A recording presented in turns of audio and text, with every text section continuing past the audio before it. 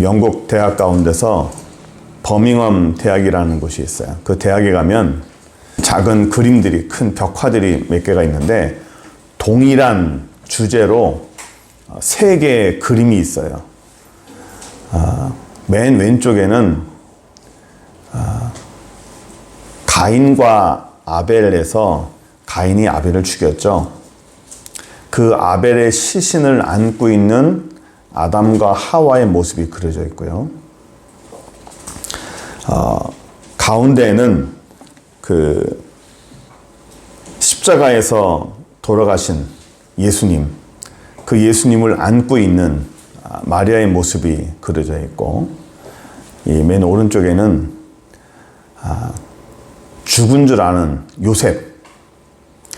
요셉의 피 묻은 옷을 끌어안고 오열하고 있는 야곱의 모습이 그려져 있습니다. 이 세 그림의 동일한 주제는 뭐냐면 부모의 마음이에요. 죽어간 자식, 그 슬픔과 그 아픔을 뭐로 표현할 수 있겠습니까? 오늘 우리가 보려고 하는 내용도 그래요. 한 아이가 죽어가고 있어요.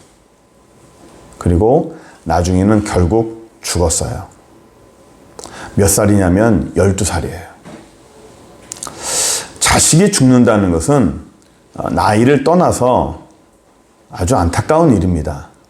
게다가 12살이면 아직 채 펴보지도 못한 정말 보석 같고 아름답고 눈에 넣어도 아프지 않는, 그것도 딸이에요. 뭐 아들도 다 귀하지만 딸이 좀 손이 좀 많이 가죠. 예, 참 이쁩니다.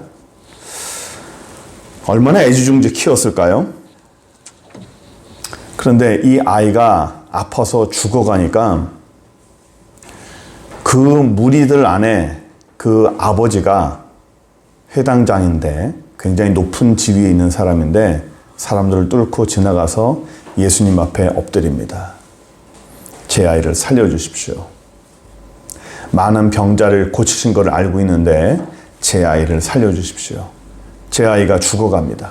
하고 사람들이 다 보는 데서 무릎 꿇고 엎드린 거예요. 내 아이가 죽어가는데 뭐가 문제겠어요? 사람들의 시선이 문제겠습니까? 내 자존심이 문제겠어요? 내 명예가 문제겠습니까? 아무 문제도 되지 아니합니다. 내 아이만 살릴 수 있다면 부모는 무엇이든 할 수 있습니다. 그래서 이 아이가 죽어간다는 소식을 듣고 예수님께서 그래, 내가 가주마 하고 그 아이를 치료할 것을 알고 이제 갑니다. 가는데 가는 중에 25절 우리 지난주에 했죠? 25절부터 그 가는 길에서 혈루병 걸린 여인을 만났어요. 무리가 에워싸고 잔뜩 있는데 그 가운데서 갑자기 혈루병 걸린 여인이 나타나서 자기의 몸을 만지면서 그 몸을 치유하는 사건이 나옵니다. 그리고 이 여인을 치유하고 나서 그 다음에 이제 그 35절부터죠. 35절부터 43절까지 다시 야이로의 딸을 고치는 내용이, 죽은 아이를 살리는 내용이 나온 겁니다. 35절부터 43절까지 예수님께서 이 회당장 야이로의 딸을 고치신 내용이 나오는 거예요. 그리고 다시 살립니다. 그런데 만약에 마가가 이 예수님의 사역을 기록을 한다면, 만약에 제가 이것을 기록한다면 야이로의 회장당의 딸 야이로의 이 아이를 고치고 살리는 것을 한 부분에 넣어놓고 그 다음에 또 혈루병 걸린 여인의 그 고치는 사건을 한 부분에 넣고 이렇게 따로 했겠어요. 그런데 우리가 지난주에 말씀드렸지만 이것을 샌드위치 기법이라 합니다. 양쪽에 기록해 놓고 이것을 나누는 겁니다. 회당장 야이로의 딸을 고치고 살리는 이 내용 맨 가운데 혈루병 걸린 여인을 집어넣으면서 이걸 샌드위치 기법이라고 그랬죠. 이걸 왜 사용했을까? 성경에서 이것을 왜 했을까라고 우리가 얘기를 했고, 오늘 이제 그 내용을 좀 보려고 합니다. 성경은요, 동시에 두 여인의 이 모습을 보여줍니다. 한 여인은 12년 동안 혈류병을 앓았던 여인이고, 또 한 여인은, 여인이라고 하기는 아이죠. 여자아이는 12살을 살았어요. 한 여인은 12년 동안 병으로 고생했고, 한 여인은 12년, 12살을 살았어요. 한 여인은 12년 동안 절망 속에 살았습니다. 그리고 그 절망에서 벗어나고자, 그 절망에서 빠져나오려고 애를 쓰고 결국에는 빠져나왔고요. 12살을 살았던 이 여인은 절망 안으로 들어갔어요. 모든 것이 끝나버렸습니다. 한 여인은 빛을 보고 빠져나왔고, 한 여인은 어둠으로 들어가면서 모든 것이 끝나는 것 같은 그런 상황을 처해버렸어요. 이 두 환경은요, 두 사람의 환경은 전혀 다릅니다. 완전히 반대예요.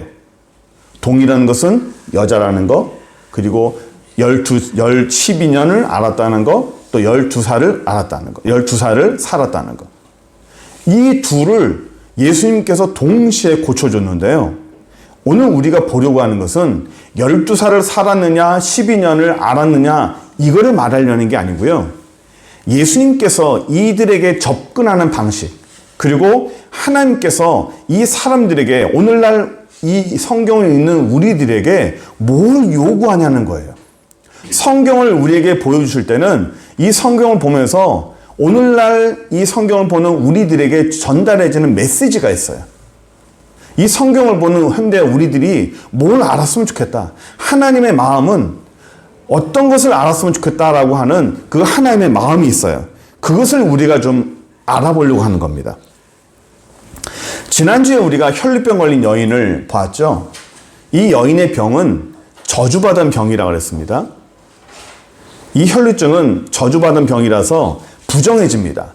그 사람이 앉았던 자리도 부정해지고, 이 여인과 몸이 스치기만 해도 부정해지고, 안장이든지 또는 옷깃이든지 자리든지 그 사람은 다 부정해져요. 그래서 이 사람과 스친 사람도 사회생활을 전혀 못합니다. 우리가 코로나 초기 때와 똑같습니다. 그 코로나 환자가 머물렀던 장소에 있던 사람들은 전부 다 격리됐죠. 이 코로나 환자가 있었던 아파트면 그 아파트 전체가 격리됩니다. 모든 사람들이 사회생활을 아무도 못해요. 나로 말미암아 수많은 사람들이 파급에 이게 아주 연달아서 꼬리에 꼬리를 물면서 굉장한 피해를 양산을 시켰죠. 이 여인도 똑같았어요. 부정해지는 것은 전염되는 것과 똑같았습니다. 그래서 아주 힘든 삶을 살았는데, 이 여인이 예수님이 오셨다는 소문을 듣고 그 군중들 사이로 비집고 들어갔다고 그랬죠. 이것을 우리는 뭐라고 봤습니까? 각오하는 믿음, 승부수의 믿음, 가능성의 믿음. 만약에 자기가 부정한 사람인데 사람들에게 내가 부정하다는 것을 소리치지 않으면 돌 맞아 죽는다 그랬죠. 돌 쳐서 죽여도 그 사람은 무죄입니다. 그러니까 내 생명을 걸어야 되는 거예요. 내가 이래 죽나 저래 죽나 한번 해보자. 한번 해보자. 이건 배짱이 아니라고 그랬습니다. 하나님 앞에서 움직이는 결단은 믿음이라고 그랬죠. 결단하는 믿음이라고 그랬어요. 이걸 승부수의 믿음이라고 그랬고, 이것을 각오하는 믿음이라고 그랬습니다. 이 여인은 두 개의 장애물을 건너야 됐어요. 첫 번째 장애물은 뭐냐면 내부의 장애물입니다. 자기 안에서, 내 안에서의 결단이에요. 이걸 해야 되나 말아야 되나. 하다가 저 사람들 나한테 돌 던지고 하면 어떡하지? 마음에 온갖 생각이 들고 내 안에서 결정하기가 참 어려운 거예요. 일단 결정하고 나면 행동하겠지만 제일 먼저 넘어야 될 산은 자기 자신이에요. 해야 될까 말아야 될까. 해볼까 말까. 드디어 하는 겁니다. 내 안에 있는 장애물을 먼저 넘어야 되는 거죠. 두 번째 장애물은 뭐죠? 외부의 장애물이에요. 실질적으로 사람들이, 군중들이 다 둘러싸여 있어요. 그를 뚫고 지나가는 겁니다. 제일 어려운 게 뭘까요? 제일 어려운 장애물이 뭘까요? 자기예요. 자기 자신이에요. 내 자신의 장애물이에요. 꿈쩍도 하기 싫어하는 거예요. 사람이 절망 속에서 너무 오랜 기간이 있으면 이 타성이 젖어서 안 될 거야. 이것도 안 될 거야. 하고 자신감도 잃어가고 자존감도 잃어가고 그 어떤 것에 대해서 자기 스스로에 대한 이 자아 존중감이 너무 사라지는 거예요. 그러면 그 어떤 것도 움직이러 들지 않습니다. 그래서 제가 오래됐지만 제가 이 본문을 가지고 한번 설교했을 때 어떤 제목으로 했냐면 돌파하는 믿음이라는 제목으로 한번 설교한 적이 있었어요. 우리가 이 유튜브 하기 전이었지만 돌파하는 믿음. 장애물을 어떤 장애물이든지 그것을 돌파하는 것이 믿음이라는 거예요. 극복하는 것도 믿음이고 승부수를 던지는 것도 믿음이고 각오하는 것도 믿음이지만 또 하나의 믿음은 돌파하는 겁니다. 내가 믿음의 점수를 매긴다면 어느 정도일까? 내가 믿음을 점수를 매긴다면 어느 정도일까라고 생각한다면 좀 감이 안 잡히잖아요. 근데 그것을 알 수 있는 자기의 점수가 뭐냐면 돌파하는 거예요. 내가 어떤 상황에 어려운 상황에서 그 어려운 상황을 내가 돌파를 하는데 그냥 의지로 돌파하는 것이 아니라 믿음으로 돌파하는데 그 믿음으로 그 장애물을 돌파할 때 내가 어느 정도의 돌파력이 있는지 내가 어느 정도의 돌파력에 그런 점수를 줄 수 있는지 그 돌파력이 그 돌파 지수가 바로 자기 믿음의 지수인 겁니다. 그 환경과 여건을 내가 뚫고 지나갈 때 그거를 극복하고 지나갈 때 그게 바로 자기 믿음이고 그게 바로 자기 자신이에요.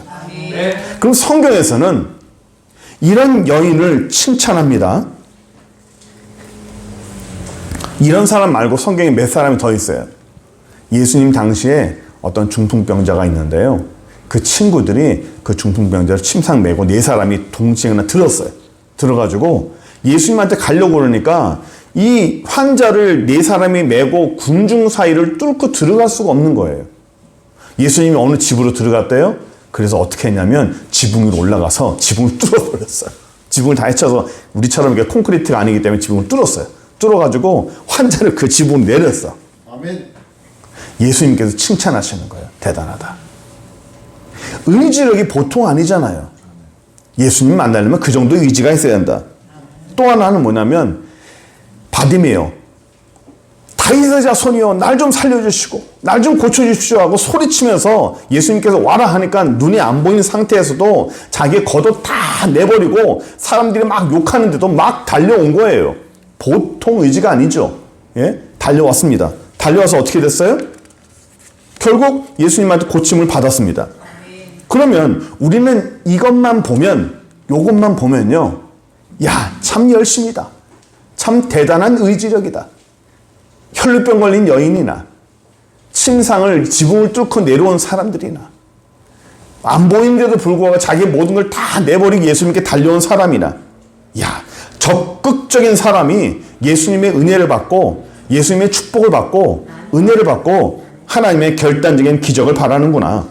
그래서 이 혈루병 걸린 여인도 예수님에게 다가오니까 정말 능력 있는 그런 결정을 받구나 라고 우리는 봐요. 그러면 우리가 한번 생각해 보자고요. 오늘 우리 제목이 뭐죠? 한번 읽어보세요. 시작. 애살이 없으면 은혜가 없다. 부산에 오니까 이 애살이라는 단어가 있더라고요. 애살.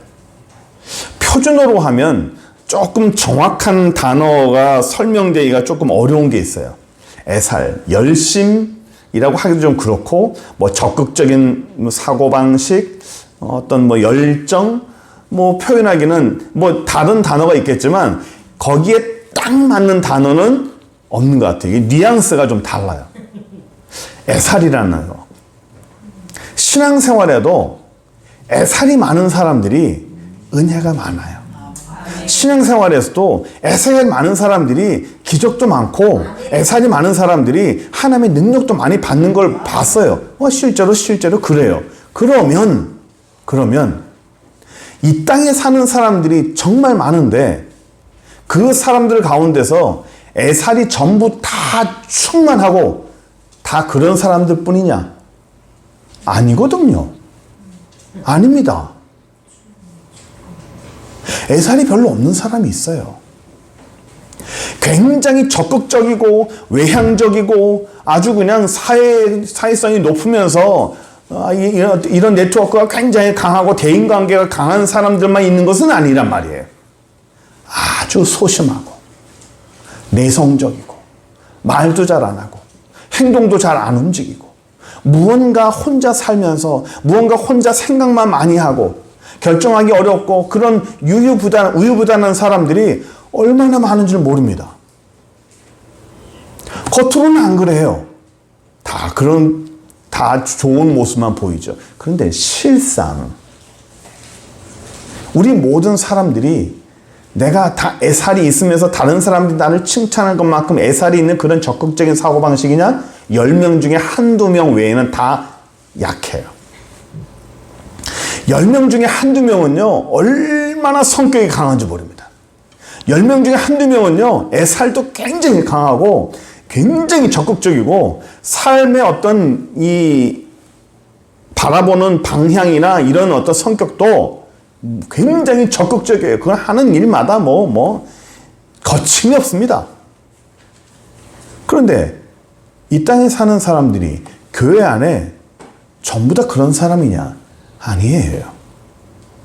절대 대다수의 사람들은 그렇지 못해요. 절대 대다수의 사람들은 이런 혈리병 걸린 여인처럼 막 적극적으로 막 찾아오거나 막 지붕을 뚫어가면서 막 들어오거나 자기 걸 막 다 내던져가면서 오거나 그렇게는 못하는 사람들이 많아요. 나도 그렇게는 하고 싶은데 나도 저렇게 하고 싶은데 자기 성격이 안 돼. 물론 믿음에서 하나님께서 우리에게 믿음을 요구하실 때가 있어요. 그런 어떤 적극적인 믿음을 요구하실 때도 있고 승부수를 요구할 때도 있고 돌파하는 믿음을 요구할 때도 있어요. 믿음을 하나님이 주어주시면 자기도 모르게 내 성격과는 다른 돌파하는 믿음이 생기고 내 성격과는 다른 어떤 승부수의 믿음이 생기는 것은 맞습니다. 맞아요. 실제로 하나님이 그런 믿음을 주세요. 그런데 하나님께서 매번 그런 사람들에게 그런 믿음을 줘서 그런 것을 요구할 때도 있지만 그렇지 않은 사람들도 있어요. 제가 한 예를 들어볼게요. 성경에 보면 처음에 예수님께서 제자들을 이렇게 부르실 때 그 제자들이 예수님 만나기 전에 밤새도록 고기를 잡고 있었어요. 밤새도록 고기를 잡았는데 나중에 보니까 고기를 한 마리도 못 잡은 거예요. 그러니까 아침이 돼서 이제 어구를 정리하고 이 그물을 정리하는 과정에서 예수님께서 물어봅니다. 너희들이 고기를 잡았느냐? 아닙니다. 저희들이 밤새도록 수고하였지만 단 한 마리도 못 잡았습니다. 제가 이것을 가지고 한번 설교했습니다. 제목은 뭐냐면 빈배라는 거예요. 우리 인생이 이런 빈배일 때가 많죠. 밤새도록 수고했다는 말은 뭐냐면 남들 잘 때 일했다는 거예요. 남들 쉴 때 일했다는 겁니다. 정말 열심히 일했다는 거예요. 자기 인생이에요. 내 인생 속에서 쉬지 않고 정말 열심히 달려왔는데 돌아와서 보니까 내 손에 쥐어지는 게 없다는 거예요. 내 창고에 아무것도 없다는 거예요. 남들은 창고에 이만큼씩 쌓아놓고 자기 손에 이만큼 갖고 있어서 무언가 이 나이 정도 되면 뭔가 갖고 있어야 되는데 이 정도 인생을 내가 노력을 해서 이 정도 투자를 했으면 거기에 걸맞는 무언가가 내 손에 잡혀야 되는데 빈배라는 거예요. 아무것도 없다는 겁니다. 그런 허탈한 사람들에게 누가 찾아왔어요? 예수님이 찾아왔어요. 이 사람들이 열심을 안 냈어요? 열심 낸 사람들이에요.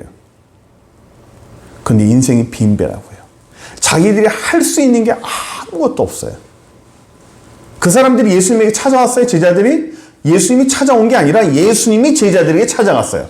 아무것도 없고 빈배고 빈손인 그 인생에게 예수님이 찾아가서 그들에게 답을 제시하고 방향성을 제시했잖아요. 어떻게 됐어요?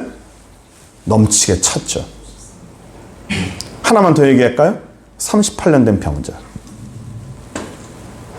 38년 동안 병을 앓았습니다. 기적이 임하는 저 셈에 제일 먼저 들어가는 사람들이 능력을 입고 병이 치유되는데 아무도 나를 넣어줄 사람이 없으니까 그냥 거기서 하소연만 하고 있는 거예요. 누가 그를 도와줄 수 있겠어요?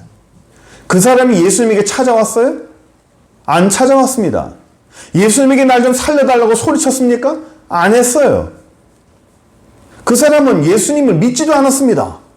그런데도 불구하고 예수님께서 그에게 갔습니다. 가서 그를 위로해 주시고 그에게 은혜와 기적을 주신 거잖아요. 아멘. 무능력한 사람이에요.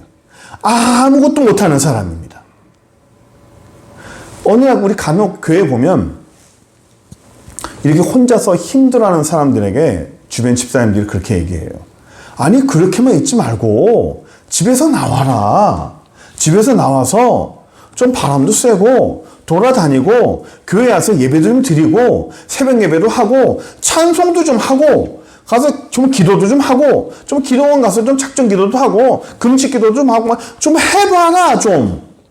왜 가만히 그렇게 앉아 있느냐? 그렇게 가만히 앉아 있어서 아무 일도 안 일어난다. 해서 좀 답답하는 사람들이 간혹 교회마다 다 있어요. 왜 그러고 있느냐? 그분은 왜 그러고 있을까요?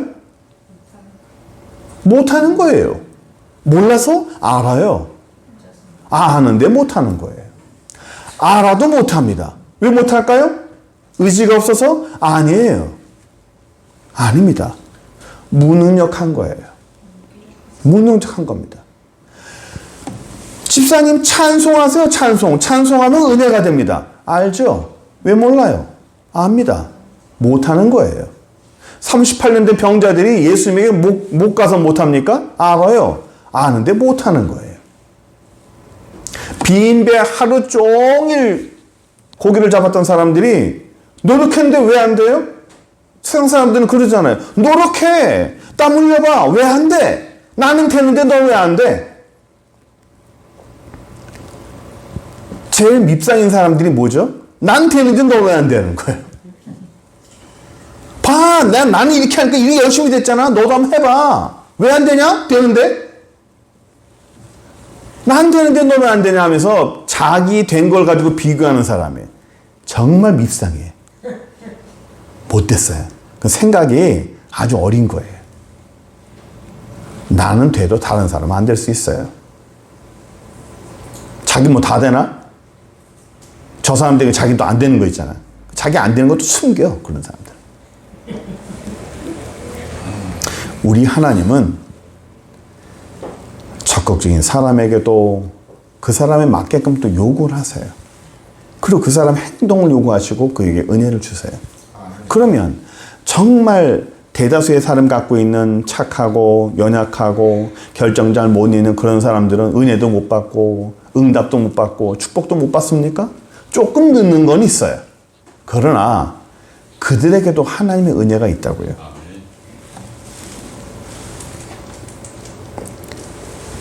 12년 동안 병을 앓고 그 절망 가운데 어둠 가운데서 빠져나오고 싶어서 정말 적극적으로 해서 자기 안에 있는 모든 장애물을 다 뛰어넘고 예수님에게 찾아온 사람.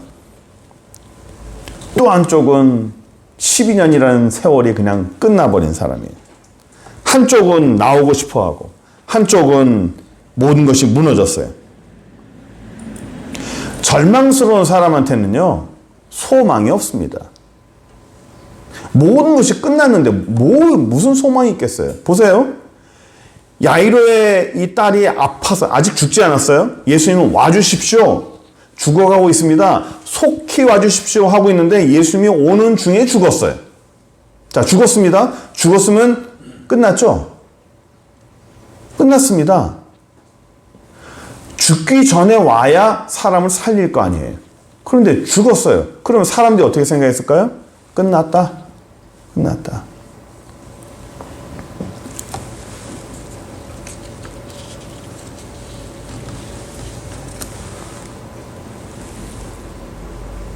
끝났다고 생각하면 사람들은 마음을 다 놔요. 의지를 다 놨습니다. 이제는 아무 소용이 없다. 이제는 아무 소용이 없다.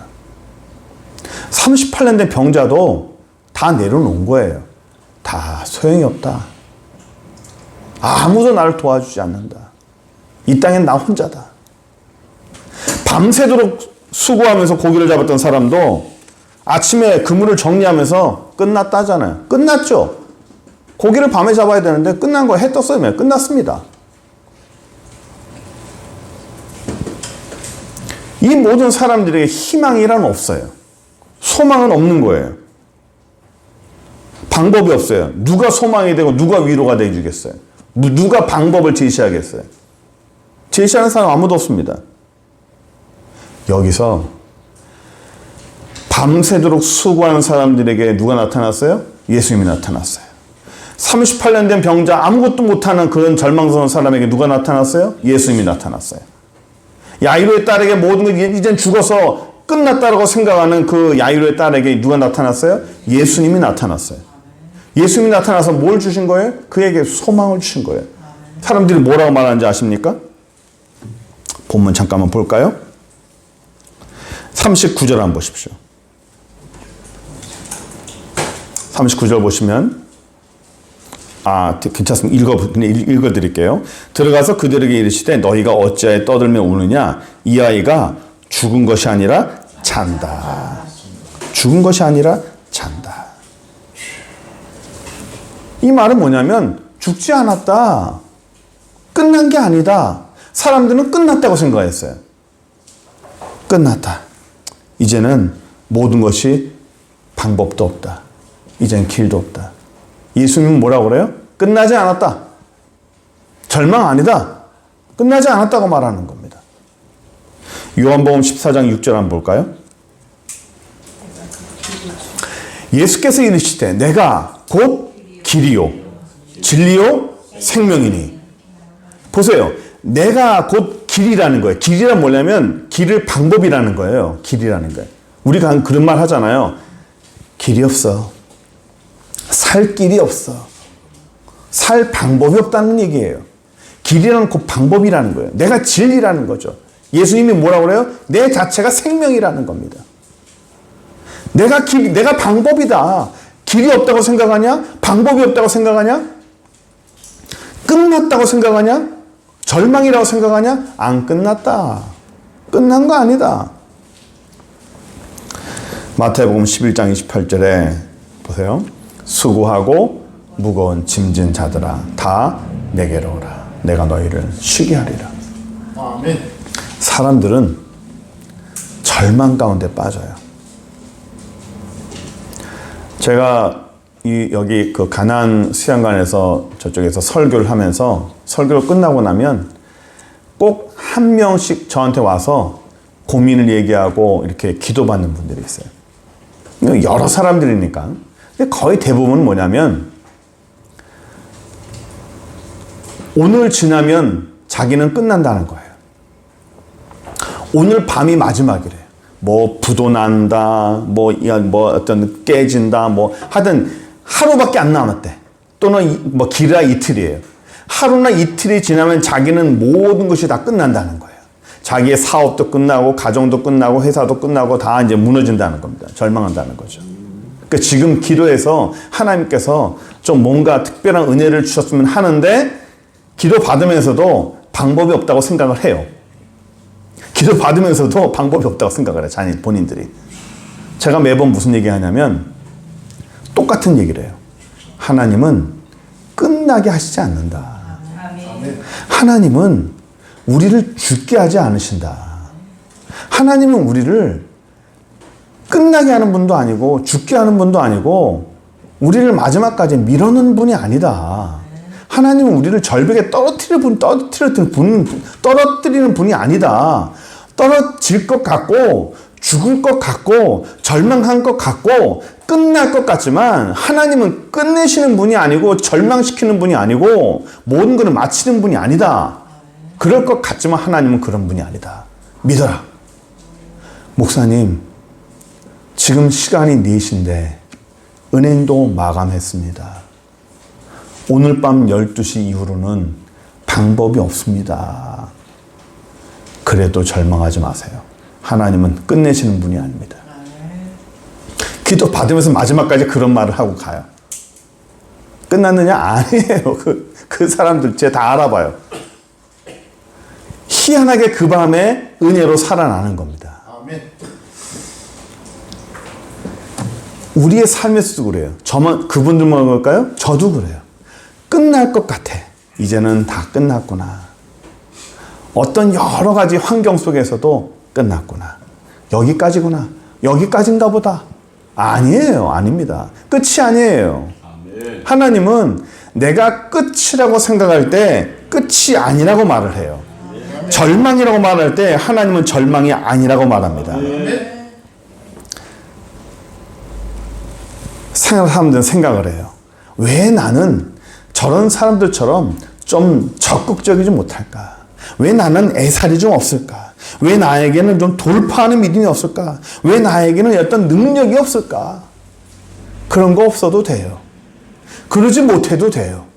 그런 사람들처럼 막 그렇게 막 적극적으로 살지 못해도 돼요. 우리는 다 그런 사람들이 아니에요. 우리가 성경에 보면 달란트 비유가 있죠?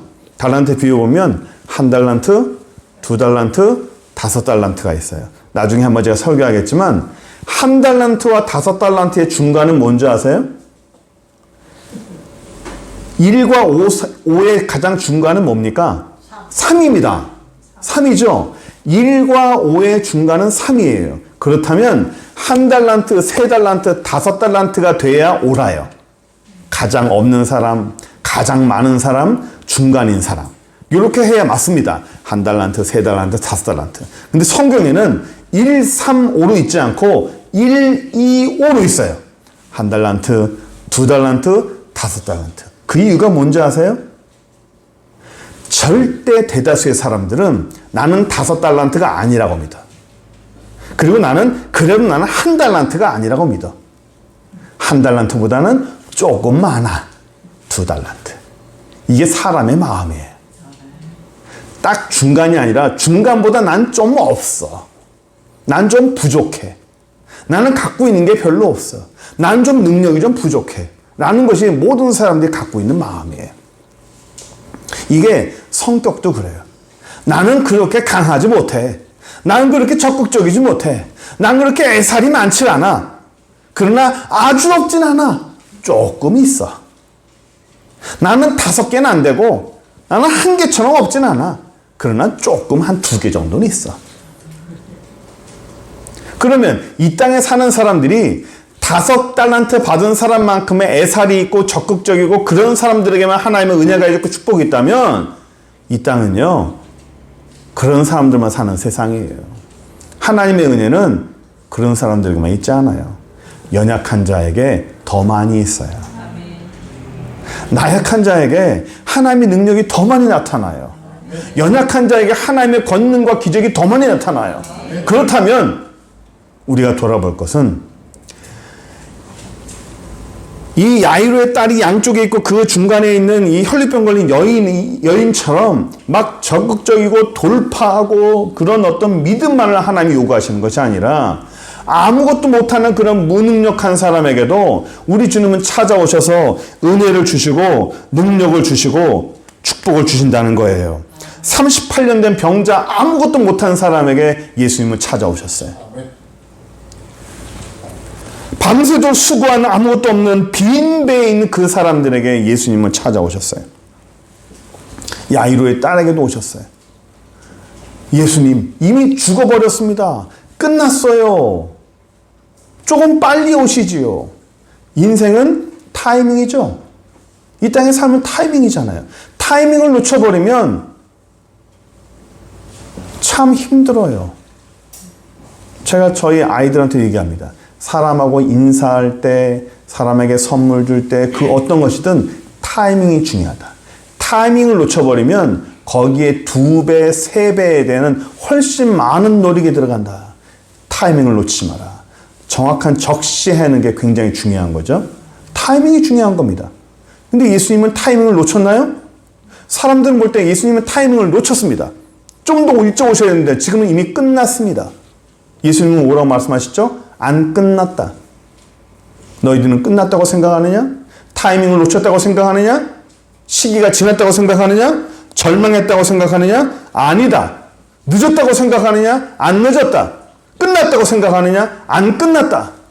모든 것이 다 무너졌다고 생각하느냐? 안 무너졌다. 예수님이 오시면 우리 예수님은 우리가 생각하는 끝난 게 아니고 늦은 게 아니고 무너진 게 아닙니다. 그래서 우리가 예수 믿는 즐거움이 있는 거 아니겠습니까? 혹이나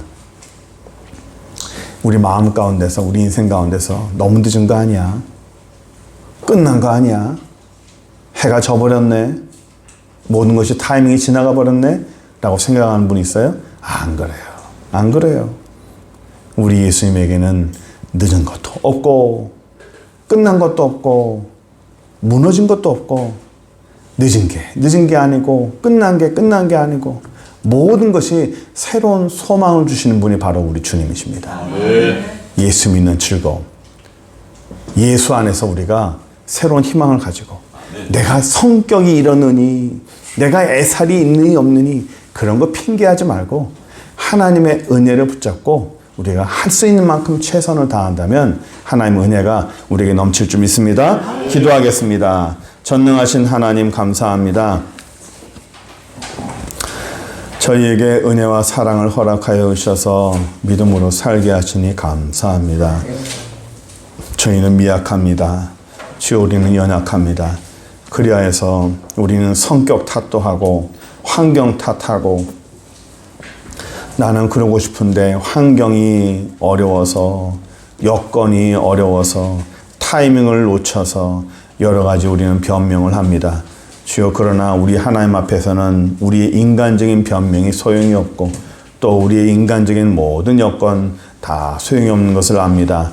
주님께서 우리의 모든 것을 인도하여 주셔서 우리에게 항상 새로운 소망을 주시고 또 우리에게 하나님을 믿는 제대로 믿는 그런 믿음의 여건과 믿음의 결단들이 우리 안에 있을 수 있도록 주여 축복하여 주옵소서. 감사드리고 예수 그리스도의 이름으로 기도드립니다. 아멘. 지금은 우리에게 영원한 생명과 하늘의 은혜를 주시는 우리 주 예수 그리스도의 무한하신 그 은혜와 우리 하나님 아버지의 지극하신 그 사랑하신 그 전능하심과 성령 하나님의 감화 감동 그 역사하심이 하늘 은혜로서 이 땅을 힘있게 살고 결단하며 살며 극복하고 돌파하며 살기 원하는 귀한 영혼들 머리머리 위에 그들의 가정과 생업과 자녀 위에 이제로부터 영원토록 함께 있을지어다. 아멘.